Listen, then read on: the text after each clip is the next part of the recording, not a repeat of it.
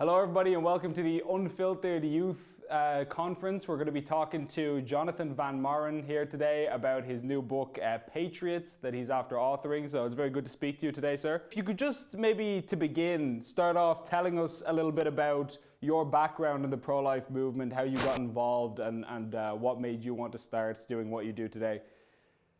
Yeah, like most people in the pro-life movement, I didn't really make any conscious decision to end up full-time in the pro-life movement.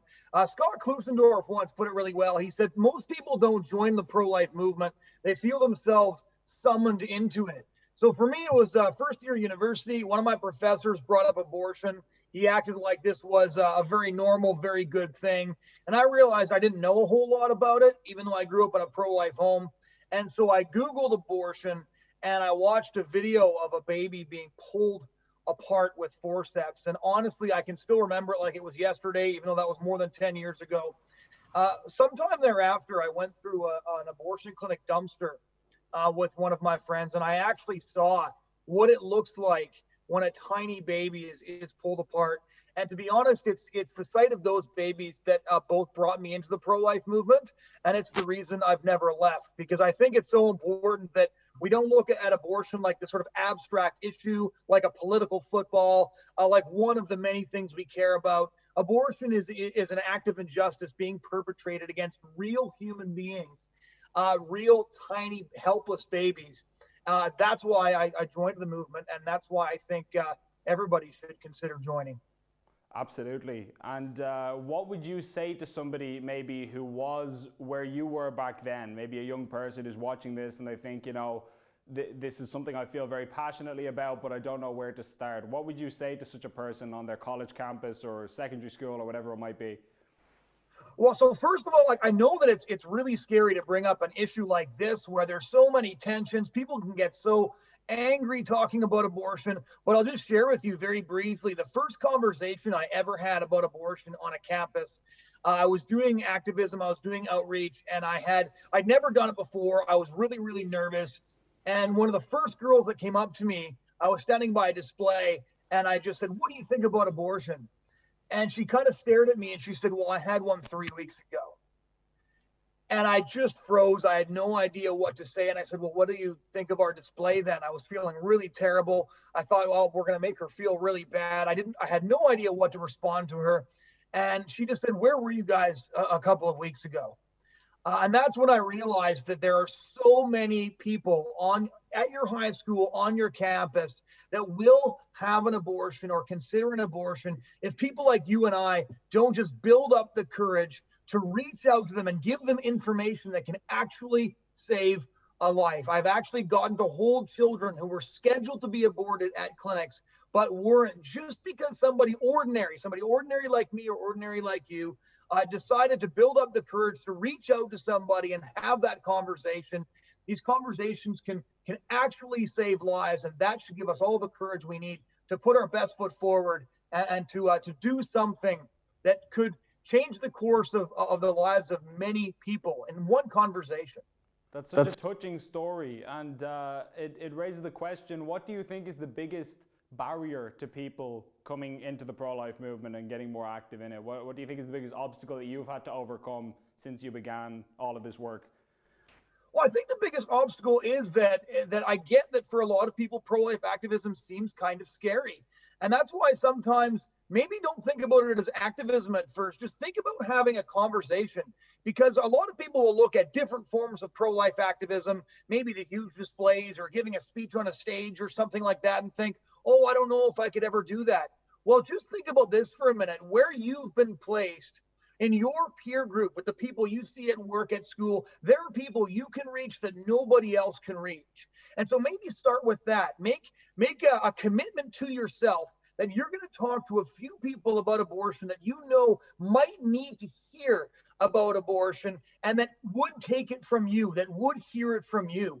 And so the obstacle, I think, is often that we just need to find the courage, and we should just start by having a conversation, because the number one reason people have abortions right around the world, and all the data and statistics back this up, is because nobody took the time to reach out to them, to tell them what abortion actually was, and to assure them that they would be there for them and help them no matter what it took if they made that life-affirming choice. It's so true. And I suppose on that note, to finish up, I really appreciate your time and taking the time to speak to us today. If you could tell us a little bit about your book, Patriots, and where we can get it, and sort of what was the motivating force behind writing it, and if you just go through the process of this book and how it came about. Yeah, so the book Patriots is the untold story of the Irish pro-life movement. I actually got the idea to write it because I was in Ireland for a couple of weeks before the referendum, and I was working with all of these amazing pro-lifers. And when I picked up the newspaper as we were going door to door, and I'd read what the newspapers had to say about pro-lifers, I realized that our stories, the stories of the pro-life movement around the world, are only ever told by people who actually hate us. So in the newspaper, you'd read about, all of these people who are defending some, mystical patriarchy that exists primarily in their own imagination, and some dark Ireland's past. But the people that I was going door to door with and on the Vote No Roadshow with, these were people who were skipping university just because they cared about babies. There was people who were taking time off work or had quit their jobs just because they cared about babies. These were people who just recognized that these human lives were so precious, they were worth sacrificing for. And so I really wanted to tell that story, especially because in the wake of the referendum, a lot of people started to ask, so what was this all for? I had probably half a dozen people say that to me, that they struggled with, what was all that pro-life work for? Well, if you look at what the Irish movement accomplished, first, in getting the Eighth Amendment in 1983, getting constitutional protections for preborn children, which no other nation in the West ever managed to achieve. And they did so by a political coup that one pro-abortion journalist called one of the great political coups of the 20th century. And then through nonstop, relentless activism, they kept the Eighth Amendment in place for 35 years, saving hundreds of thousands of lives. And that's what it was all for. It was for the hundreds of thousands of people who are alive today because pro-lifers put boots on the ground in a country where abortion was already illegal. And so for those who are wondering, what's the pro-life movement all about? Where are the heroes of the pro-life movement? I say, look back at the history of the Irish movement, where hundreds of lives were saved, constitutional protections were maintained for decades longer than anywhere else in the West. And unlike almost any other country, you still had over 30% of the people who came out to vote voting to keep abortion illegal in all circumstances.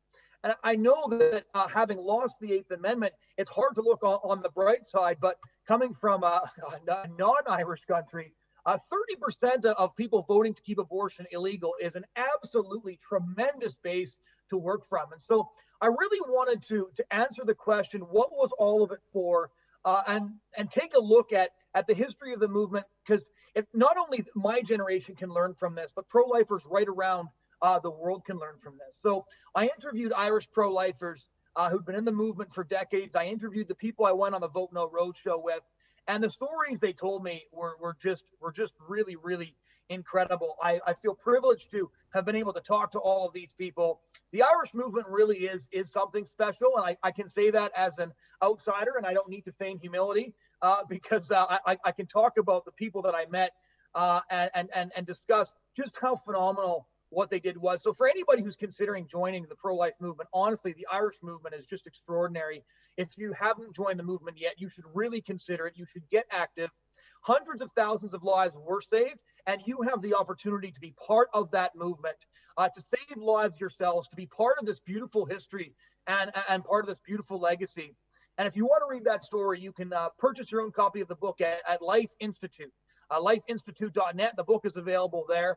And I think you'll be just as inspired by the stories as I was when I was writing it. Thank you so much, Jonathon. Really appreciate your time, and it was really wonderful to talk to you.